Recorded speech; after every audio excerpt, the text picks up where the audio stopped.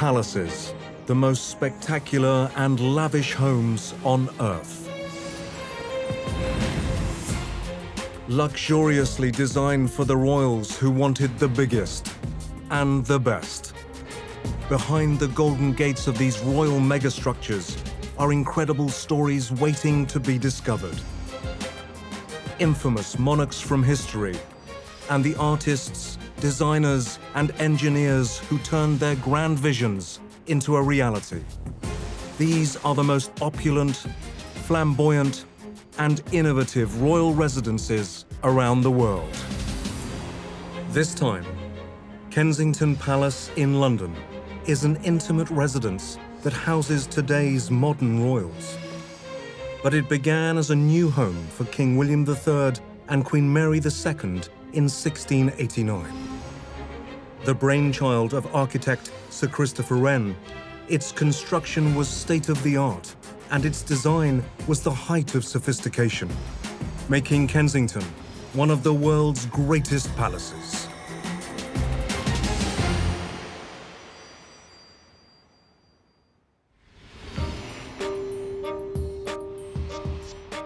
Two of the most famous royals in British history, Queen Victoria and Princess Diana, have both lived at Kensington Palace.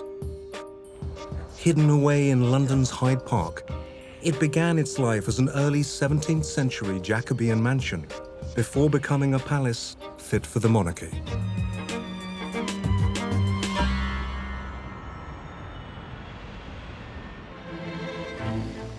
Lee Prosser has been a curator here for over 15 years.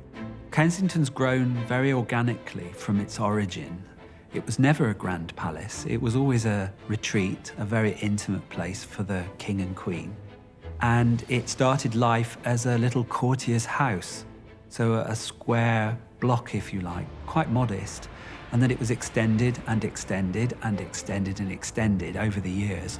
And what that's left us with is a difficult labyrinth to navigate. And even people who work here have to think about where they're going if they want to get from one place to another, because there's no logic to it and it can be quite confusing. But it's a reflection of the way that the building's just grown piecemeal over the years, really. As well as a rich history, Kensington Palace is full of refined engineering. The original roofs, designed by Sir Christopher Wren in 1689, are a great example. There are elements of this palace which represent technological advance, but you can't see them because they're all in the roof. And Wren built the most modern form of roof in the 17th century. He used a new structural form, which we call a king post truss, which was a new way of allowing you to have roofs which had a lower pitch and a wider span. You didn't want to see great tall roofs over your buildings in the 17th century. You wanted low, shallow pitches. And the only way to do that was to combine timber with iron and to create what's called a truss, which is a structural form of roof. And Wren used them in nearly all his buildings. But here at Kensington, we see the development of that technology. Although the king post style of roofing dates back to the ancient Romans, Wren was a master of the design and used a new interpretation, which is still used today. He was as much a mathematician and an engineer as he was an architect. And that's where I think his greatness lies. He wasn't just a man who designed the buildings, he was also concerned about the way they were put together. And so the technology that allowed him to build in a new way. As a structural engineer, I'm a bit of a fan of triangles. We like triangles and nice, strong shapes. Now, when Christopher Wren was designing the roof for the Kensington Palace, he had quite a long span that he wanted to cover. So if you think about, well, what's a good way to cover a big, long distance? You want to use triangles. So what he did was he had a pitched roof, so he had this kind of the two pieces of the triangle that went up. But what then happens if you think about kind of two pieces of wood like that, when you get the weight of gravity acting on the top of it, it tends to push out. So what he did was to add an extra piece. The third side of the triangle was put in, and that then becomes a tie. So instead of getting pushed, that force is going into this tie across the bottom of the triangle. But then to take it one step further, because it's quite a long distance, that tie, just under gravity, would start to sag a bit. So the idea was to add the King's Post, and that's why it's called the King's Post Truss, which is another vertical piece that went from the apex of this triangle to the center of that tie at the base of the triangle. So you end up with a really stable structure, and that shape was a real innovation for its time. 300 years later, the roofs are all still in perfect condition. In 1688, before Kensington Palace existed, England was ruled by Stuart monarch James II. But Parliament made the decision to depose the Catholic king and replace him with his Protestant daughter Mary and her husband, the sovereign Prince of Holland, William of Orange. The political move has since been dubbed the Glorious Revolution. William and Mary were quite popular monarchs. I think there was a real sense of relief at the demise of Mary's father, James II, who was the absolute opposite, very dogmatic, very determined to stamp his views on the English people, whereas William and Mary were much more tactful, diplomatic, and very well liked. The new monarchs needed a new home. William and Mary had to quickly assert their new regime, and the best way to do that was through bricks and mortar. They also wanted more modern, comfortable palaces, so they got building very quickly indeed. He didn't like Whitehall, and he liked Hampton Court, but it was just a bit too far, because you never know that there might have been a crisis in London. So he thought he'd better have a halfway house in the little village of Kensington. It's Nottingham House. He took it over, and with very good taste, he said, "I want the best architect," which is Sir Christopher Wren. And he had carte blanche, and they literally turned it into this lovely red brick and cream building. By 1689, architect Sir Christopher Wren had made a name for himself by helping to rebuild London after the Great Fire of 1666. He was considered to be the best in the business. Wren was the most celebrated architect of the day. He had been very prominent in helping to transform London into very much a modern city with the characteristic elegant buildings that we still know today. And he was chief surveyor of the King's works and official royal architect. So really, he was the natural choice for William and Mary. Wren was charged with turning this small, suburban villa in Kensington into a palace. He didn't demolish it. What he did was extend what they already had. So he kept the existing structure and added extra sections at the corner, extra pavilions for more accommodation. He made a proper drive up so it would have a proper palatial drive to make it into this great, grand palace. When you're thinking about trying to amend a structure, you often need to cut into it, and you want to create maybe bigger spaces or extend something or add different materials to the outside of it in order to change what it looks like and the way it works. So it's really important to make sure that it's stable at every stage. So you might cut a portion out first. You need to make sure that's stable. You then add the next section, and then it needs to be stable. And the way you can do that is by putting what we call temporary works in. So what the engineers could have been doing at the time was to create these timber frames, and then once they had finished their work and they knew that all the mortar had dried up and that everything was nice and strong, then those pieces of timber could have been taken away to leave the structure in its final form. So that's a technique we still use today. Wren utilised a modern trend of construction when creating the new palace. 17th century is a great period for English brickwork. After the Great Fire of London, there'd been a call for rebuilding the whole of centre of London. An enormous number of bricklayers were required and trained up for the job. And they produced not just ordinary brickwork, but extremely beautiful brickwork, which we call cut and gauged brickwork, where each brick is cut to shape and fitted together with joints that are only 0.5 millimetre. Kensington Palace is full of beautiful brickwork of the best quality. It was very symmetrical, with different wings leading off from that central original house. And it was also very elegant and actually quite understated compared to some of his other works. but it was undoubtedly now a house fit for a king and queen. The new royal residence of Kensington Palace was refined yet beautiful. Sir Christopher Wren had created the perfect home for William and Mary. You can see Wren in two ways. In one way, architecturally, he was a proponent of the Baroque style, and that was a continental style that didn't really catch on that much in this country. It borrowed a lot from the ideals of ancient Greece and Rome, columns and great arches. It was very symmetrical, and it was incredibly grand. It was really making a statement. If you had Sir Christopher Wren to design a building for you, there would be absolutely no doubt who was behind it.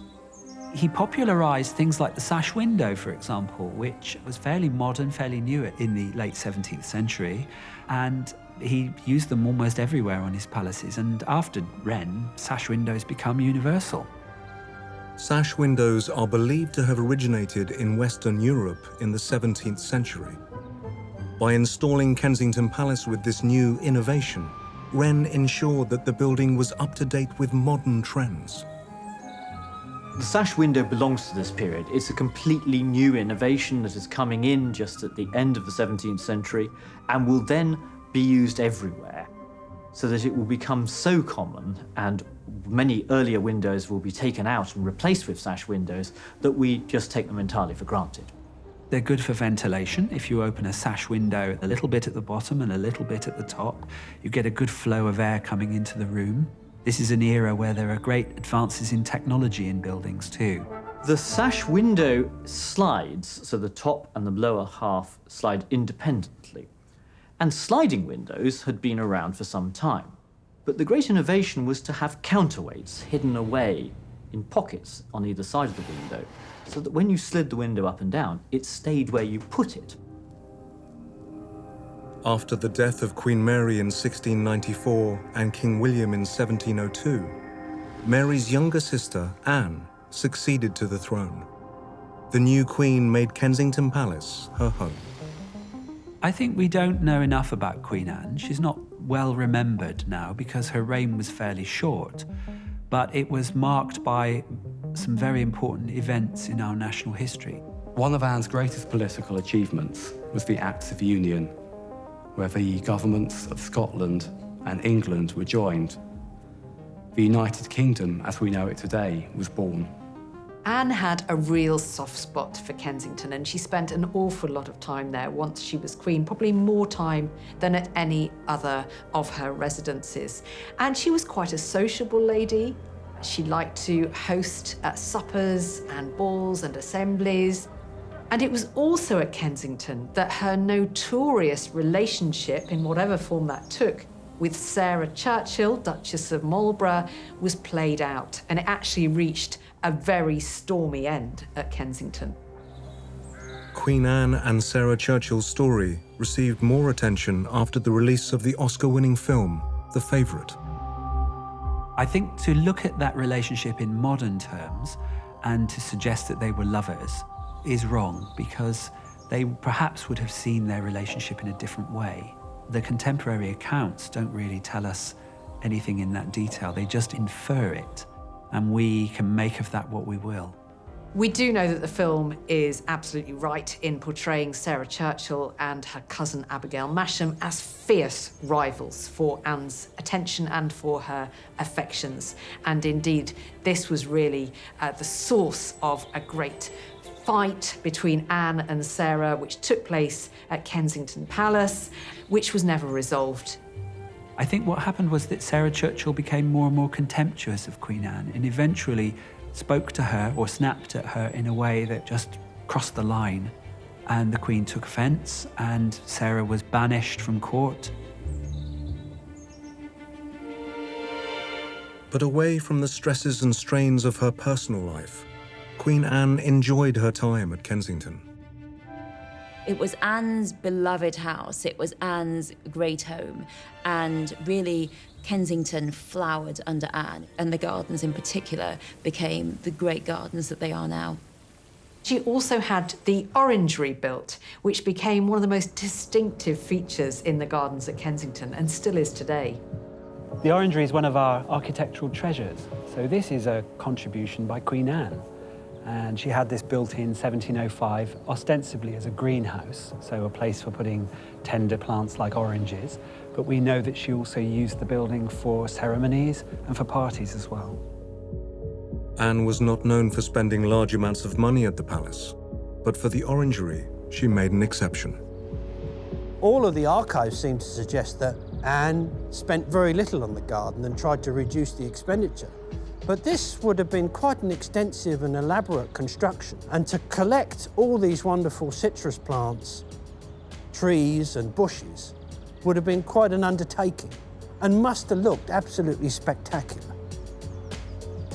Orangeries had become popular across Europe in the 17th century, but the elaborate greenhouse at Kensington Palace was one of the first to be built in Britain. It is still unknown who exactly dreamt up the impressive structure. Nicholas Hawksmoor, we think, designed the Orangery. But there's an ongoing debate because we know that Hawksmoor was originally a kind of apprentice to Christopher Wren, who's got a lot of promise architecturally. And Christopher Wren recognises that and gives him the project at Kensington. So he becomes the clerk of works, and effectively he's the project manager on the site. And it's said that he built the Orangery for Queen Anne. But we think, in fact, he presented a plan to Queen Anne.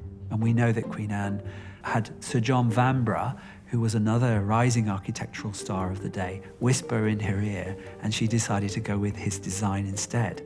So today, we're still uncertain whether our Orangery is designed by Nicholas Hawksmoor or Sir John Vanbrugh. Vanbrugh very often drew things out in outline, and then Hawksmoor was responsible for doing the detailed drawings. But Hawksmoor himself worked on his own as well, and was an assistant to Wren and more than capable as an architect. So there is a tendency to associate works by Hawksmoor with Vanbrugh and vice versa. To keep the tropical plants and trees warm in the British winters, it's believed the early 18th century engineers used a system created by the ancient Romans. We're not quite sure how the Orangery at Kensington was heated, but in restorations they discovered flues running under the building to what must have been a distant furnace of some kind. So it seems to have had some kind of hot air ventilation system like a Roman hypocaust. The things that were used for heating Roman baths, where you had vaults underneath the floor in which hot air was pushed. The glazier work in the Orangery was state-of-the-art for 1705. Although it's unknown who designed the windows, they were clearly inspired by Sir Christopher Wren. This is a very good example of one of those early sash windows that was so typical of Christopher Wren's work. So you have two sort of sliding sashes, one with 16 panes of glass and the lower one with 20 panes of glass. So these are of really epic proportions.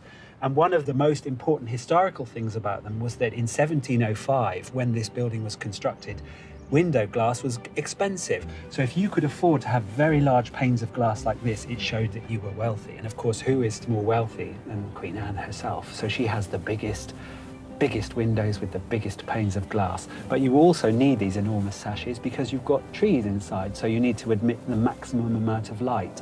But these are so big and heavy, you need 2 or 3 people just to lift them. This is the only great legacy of Queen Anne at Kensington Palace, but what a legacy. It's a really important building. It's a beautiful building. Despite desperately trying to secure a successor, the Stuart dynasty ended with Queen Anne. Anne was popular, she was quite charismatic, and it looked like the succession was going to be secured because she had a young son, George. But poor old Anne had an incredibly tragic history in that respect. She was pregnant no fewer than 17 times, and her son, George, was the only one of her children to survive. But tragically, not for long. He didn't survive long enough to be king himself, and he died while still a young boy, which absolutely broke Anne's heart. When Anne herself died in 1714, her Hanoverian second cousin, George I, became King of Britain. He brings with him his entourage, including his son and heir, George, Prince of Wales, and George's wife, Caroline. But the English people were very xenophobic at that time. We don't really take kindly to this royal family full of Germans, and it takes us a while to adapt.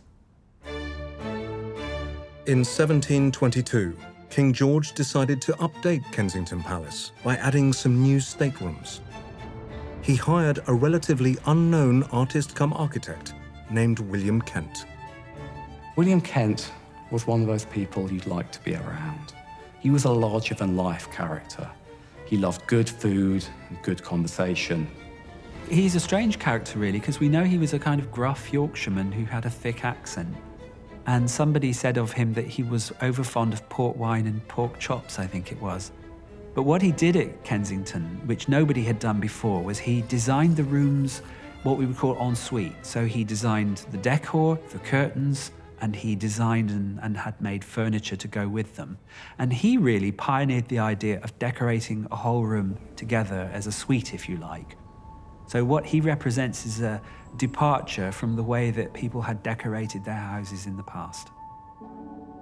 When deciding upon a painter for the new rooms at Kensington, George I was impressed with Kent's competitive quote. William Kent, at the time, was not very well known. The official artist was Sir James Thornhill.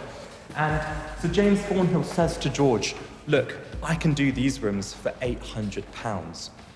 In those times, that was a lot of money. George, being a bit of a miser, thought, crikey, that is not the amount that I want to spend on these rooms. In walks in William Kent and he says, "I will do the ceiling for £300. If you want the really expensive ultramarine blue from lapis lazuli, I could do it for £350. This completely sells George. He says, "Fantastic, this is exactly how much I want to spend," and it gives William Kent the commission for all of the King's State apartments. Kent's rivals claimed that William had cheated the king and used the cheap material. However, our recent research has shown that William Kent did in fact use the expensive pigment. George I got his money's worth.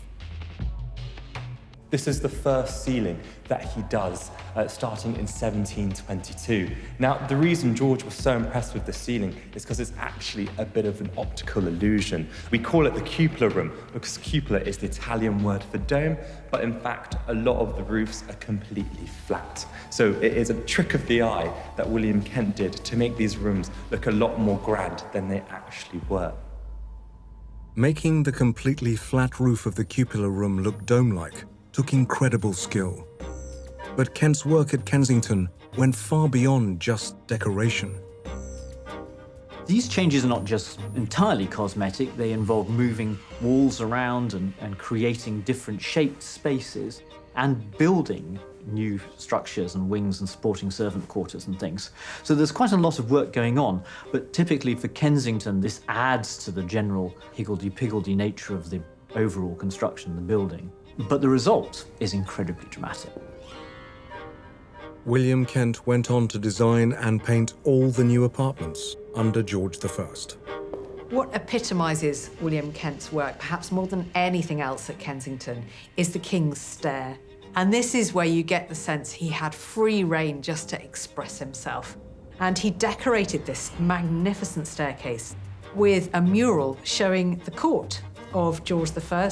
So as a piece of social history, it's second to none. We still don't know who they all are, but we know they're probably servants. One of them might be a milliner to the Princess of Wales. Another one might be the housekeeper of the palace. So there's one gentleman who's got a set of keys in his hand, and we're pretty sure that he's a man called Henry Lohman, who was the housekeeper and in charge of the day-to-day running of the building. But others, it's a bit like a detective story. We're still trying to find out who they are. But there is one face on the mural that is known for sure. A curious character, Peter the Wild Boy. George I had rather an unusual entourage, not just his extraordinary mistresses and his Turkish servants, but he also brought over a young man known as Peter the Wild Boy, who came over to England late in George's reign. Now, this boy had been discovered in Hanover, living in the woods, a sort of semi-wild existence, really. He couldn't speak. He went around on all fours. He excited, as you might imagine, a great deal of curiosity amongst the English people when he arrived. And of course, the first thing that they tried to do, the royals included, was to civilize him, make him behave as a normal human being as they saw it. He was given clothing and he was taught to behave as people expected him to, and we know that he learned a few words. More recent research suggests that Peter may have had some kind of medical condition that certainly accounted for the way he held himself, for the fact that he couldn't really stand upright. After the fascination with Peter the Wyboy began to fade, when he began to grow up, he was given to one of the Queen's bedchamber women who took him away to a farm. And he lived till about the age of 70, an example really of how a person became used as an 18th century curiosity. The fascination with curiosity and excess continued under the next Hanoverian king. George I, the large relief of the British people, actually dies in 1727, and it's his son, George II, and his wife, Queen Caroline, that inherit the King's State apartments at Kensington Palace. And it's really under them that Kensington Palace truly flourishes. This becomes the centre of both private and public life. People want to get into one of the parties here at Kensington. However, it wasn't as easy as people thought. In order to gain access to the court, you had to wear, if you were a lady, what's called a mantua dress, as you can see here. Really, really big, wide dresses that were a status symbol. This is how they would show their wealth. Now, what's important to know about court under the Georgians was that no invitation was needed. Your invitation was instead the outfit that you wore. So these dresses often cost around £10,000 in Georgian money, which today is almost about £2 million. So they were very, very expensive. However, that was the price you had to pay to get into the parties here. Despite not being the ruling monarch, it was George II's wife, Queen Caroline, who took control of the palace.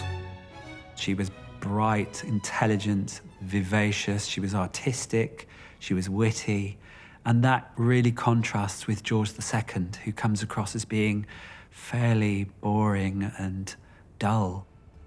She was interested in art, she was interested in interior design, she was interested in gardening, and all of those were very important things to have a royal patronise at the time. In the early to mid part of the 1700s, England experienced what's been described as a scientific revolution.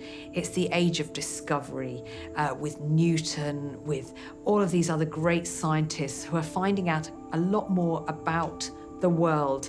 And you see a decline in the old superstitious beliefs and practices as we understand more of the universe and how it works. And Caroline was a real patron of this. She loved to entertain scientists at Kensington. She liked to surround herself with the brightest minds of the age. Caroline used her progressive beliefs to help shape the parks and gardens at Kensington, which blossomed under her stewardship. Queen Caroline made some extensive changes to the gardens here at Kensington Palace, but also out into the park. Most notably, the changes of the Serpentine, and the Serpentine as we know it in Hyde Park and Kensington Gardens. We have her, Queen Caroline, to thank for that. The Serpentine was created for Caroline by her gardener, Charles Bridgman, in 1730. It covers 40 acres and was one of the first artificial lakes designed to actually look natural. The only way of constructing a lake in this period is to excavate it literally with spades into carts, which horses would then take away, so you could then use the soil to make artificial hills, and you would use dams and weirs to divert water to then flood the hollow that you've produced. Caroline also extensively developed the gardens to the north, creating small plantations with paths, weaving in and around the trees, and also employed Charles Bridgman to come in and redesign parts of the park, particularly this side of the palace, and terrace these gardens from north to south. In the 18th century, the ideas of what gardens should be changes quite radically in England. It moves away from the rigid, symmetrical designs that had previously dominated to an idea that landscape should look like a natural landscape of rolling hills and lakes dotted with little follies. This is exemplified by the Kensington Palace gardens. They are perfection in terms of the distances and sort of mathematical equations of them and where exactly something is. They are completely, perfectly regular, and that is really due to Queen Caroline and to her gardener and the efforts they made to create this beautiful, regular, perfect garden. Sadly, Caroline only got to enjoy her time as Queen at Kensington for 10 years. George and Caroline had a very large family. Caroline was pretty much continuously pregnant for much of their marriage, but it was the last pregnancy and birth that led to complications that in turn would lead to Caroline's death. She suffered an umbilical hernia, and ironically, given all her investment in science, science failed her at the end when the surgeons carried out quite a disastrous operation on her, which just made things 10 times worse. And Caroline died as a result in 1737. George II was devastated by the loss of his queen. Although he didn't spend much time at Kensington, his death here has gone down in palace folklore. He actually meets his end himself in this room in 1760. This room, in the time of George II, was actually his toilet. And just like any other day, first thing you do when you wake up, you go straight into your bathroom. There, a valet hears a sound much louder than the usual royal wind, a huge crash, and sees that George is passed out on the floor. He's taken to his private apartments, but before the doctor or his daughter, Princess Amelia, could arrive, he was already dead. Post-mortem examination, George II suffered an aortic dissection, which essentially means that his aorta burst, and he unfortunately died here in 1760. Often people like to say that Elvis was the first king to die on the throne, but you can politely remind them that George II did it a few hundred years previous. After the death of George II in 1760, Kensington fell out of fashion as a royal residence. And for the next 50 or 60 years, it became actually quite dilapidated in parts because it was no longer the centre of royal life. And it was only with the arrival of Victoria that its fortunes were revived once more. Life for the future Queen Victoria began at Kensington Palace in 1819, nearly 60 years after the death of her great-great-grandfather, George II. Queen Victoria's father came to Kensington, was given an apartment here of about 50 rooms in the late 18th century, the last years of the 18th century, and he lived here on and off throughout that life. And of course, it was only at the end of his life that he actually knuckled down and got married and tried to produce an heir. And Queen Victoria, the future Queen Victoria, was the result of that marriage. Victoria was born at Kensington Palace on the 24th of May, 1819. Her father, Prince Edward, died when she was just 8 months old. She grew up at Kensington under strict supervision. She was forced to endure what was known as the Kensington System. This was superintended by Sir John Conroy, her mother's favourite, who was really trying to groom her into a future queen. So there were all sorts of rules and regulations. She wasn't allowed to walk down the stairs without holding somebody's hand. And so the list went on. And Victoria just wanted to be free of all of that. One of her first directives upon becoming queen was that she just wanted to be alone.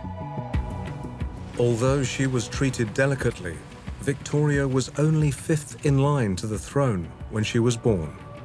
At the time of her birth, it wasn't certain that Victoria would one day be queen, but she was certainly a lead contender because George III's many sons had preferred to take mistresses to wives, and astonishingly, they'd had 52 illegitimate children between them, but no legitimate ones. And so this sparked what's been called the baby race between the sons of George III. The Duke of Kent, Victoria's father, was one of those. But there was always the chance that one of his brothers would go on to have a legitimate child too, and a male heir who would have taken precedence over Victoria. So it was a complete stroke of luck that she ended up on the throne. And so it came to pass, as her uncles failed to produce an heir before their deaths, the 18-year-old Victoria became the rightful successor. Early in the morning of the 20th of June, 1837, Victoria was woken with the momentous news that the king, her uncle, William IV, had died, and she was now Queen of England. Victoria went to sleep a princess and woke up a queen here at Kensington Palace. On the first day of her reign, she called a meeting of the Privy Council to the Red Saloon. And these old men, the dignitaries of Britain, welcomed their new young queen, a fresh hope for the country. After 18 miserable years living under the Kensington System, Victoria saw the palace as a prison. Once she became queen, Victoria stayed here for, I think, about 2 weeks. So she was required to move to Buckingham Palace, or, she took control, took possession of her new inheritance, which were the grand royal palaces. And I think it was expected that she would move there and go and live in those palaces.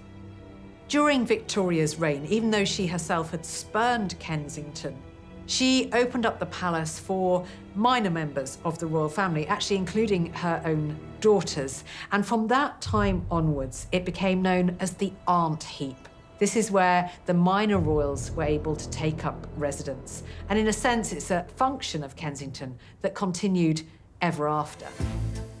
The future Queen Elizabeth II came to Kensington many times as a child. The Queen used to visit her elderly Victorian aunties, great-aunts, when she was a little girl. And we have people who could remember these two little girls, Princesses Elizabeth and Margaret, coming to Kensington to visit their sort of very elderly and matronly aunts. I always find that a really great link between those two great ages. Even Princess Elizabeth's future husband spent a lot of time at the palace. It was home to some quite famous royals of the time, notably Prince Philip, who lived there for a number of years, or was certainly a frequent visitor when his grandmother was in residence. One of my favourite stories is that when Prince Philip came back from the war and he was courting Princess Elizabeth, that's where he stayed. He stayed with his grandma in Kensington Palace, and I really like that he stayed with his grandma and then got in his car and drove round to Buckingham Palace, where he met up with the Princess Elizabeth, with Princess Margaret as escort. In the late 20th century, Kensington became the home of Queen Elizabeth's daughter-in-law. Princess Diana occupied the apartment that was once home to one of George I's mistresses. It was a very lavish apartment, and Diana was instrumental in its decoration and in bringing it to a more modern style when she took up residence after her marriage to Prince Charles in 1981. An exhibition at Kensington is dedicated to the former Princess of Wales. We had about 2 to 3 hour queues at the height of the exhibition just to get into the rooms here. And it really showed us just how far Diana touched people's lives, how many people will remember the dresses, where they were in the moment that they saw them, where they were when Diana herself died. So it's really, really quite beautiful for us to show these dresses, because we also see people's stories as well as Diana's come to life through the dresses in the exhibition. During her time at Kensington, Diana was the most famous and most photographed woman in the world. Diana's style was perhaps more informal than was usual for a royal palace.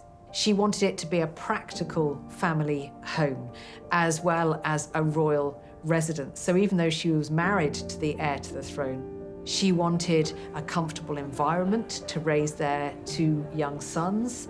So you get the feeling it was very much a home, not just a palace, while Diana was there. She loved it. It was her favourite palace. It was very convenient for Kensington High Street, and she used to go shopping herself quite a lot, and she used to take the boys out incognito to the fast food restaurants and to the cinema. So you could just pop out. I mean, you can't just pop out of Buckingham Palace or really any other palace, but you can just pop out of Kensington. No one might see you.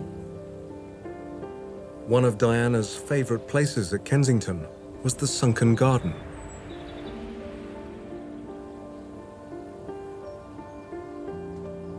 Graham Dillamore has many stories from his time working here. I can remember seeing Princess Margaret in this garden before, or walking around. And more recently, I remember the days when the Princess of Wales, Princess Diana, would speak to me in this garden on many occasions, and we shared many a moment in this garden, and she often admired the work that we did and the flowers that we were choosing.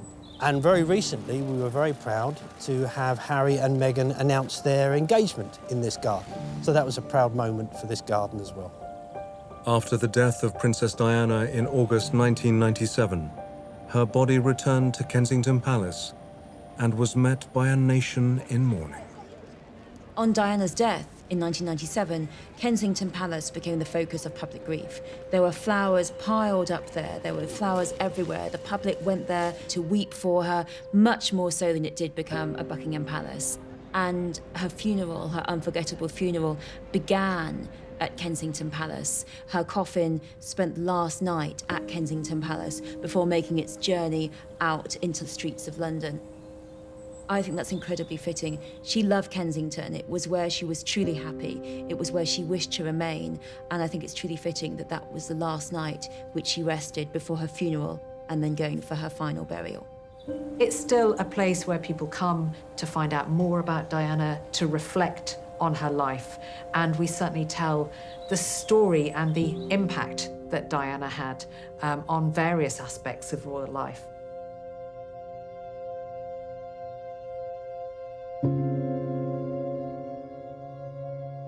Since 1899, half of Kensington Palace has housed members of the royal family, while the other half has been open to the public as a museum. Today, we've got two sides of the palace. One is very public and one is very private.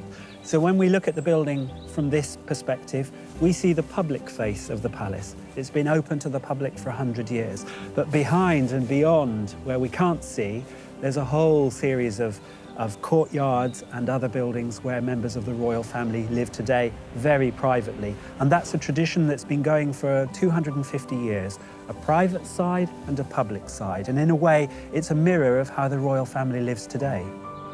In recent years, two of Britain's most famous royals have lived at Kensington.